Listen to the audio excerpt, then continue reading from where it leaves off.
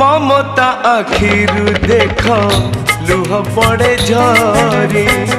मागुची एतिकी मालो पड़तकु पारी मा तो दया